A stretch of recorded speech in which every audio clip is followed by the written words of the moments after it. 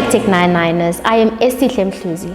I am the first black impaired woman to walk the ramp for Free State Fashion Week 2019, to be their face of Free State Fashion Week 2019 first runner-up, and a Miss Free State Finalist 2020, among other things.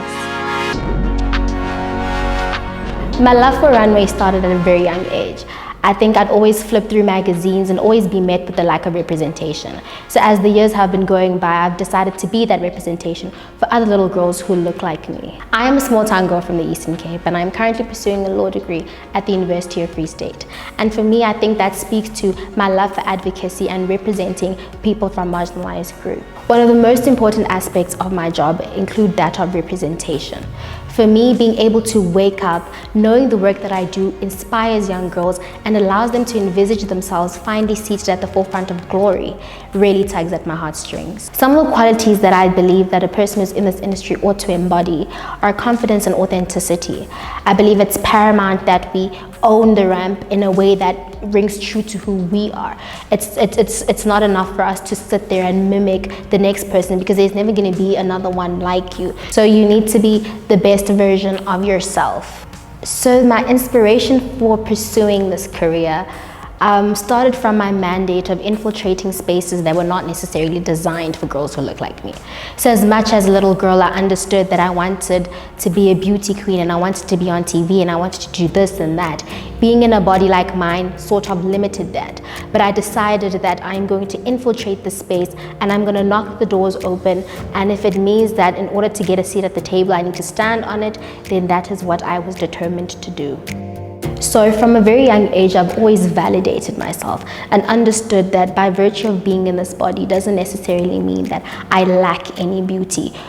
So I think for me, it was more so the limitations that other people were placing on me by virtue of being in this body. But other than that, I've always understood my power and my value and my beauty. So I don't think being in this body made me feel any less, but it always made me think or believe that I had to educate people regarding people who look like me.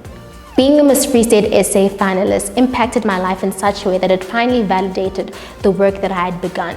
To me, it means that we're finally disrupting visions of what beauty is assumed to be and allowing for a wider array of bodies to be celebrated. Being embraced and celebrated in such a space constitutes as one of my proudest moments of being in this industry. I'm grateful to the likes of Candy Smith for allowing for me to have such an opportunity and actually opening the door and allowing me to walk through it. I prefer we refer to bodies such as mine as differently abled bodies, because I believe terms such as disabled and disability focus mainly on that which we can't do, and we lose sight of the many things that we actually can do. I pursued a law degree because I pride myself on the notion of service above self. I believe my purpose is rooted in advocating for the marginalized and being the voice for the voiceless. My advice to anyone watching today would be to instill the validity of your dreams. For your dreams don't care about your background or what you look like. All they require of you is that you show up.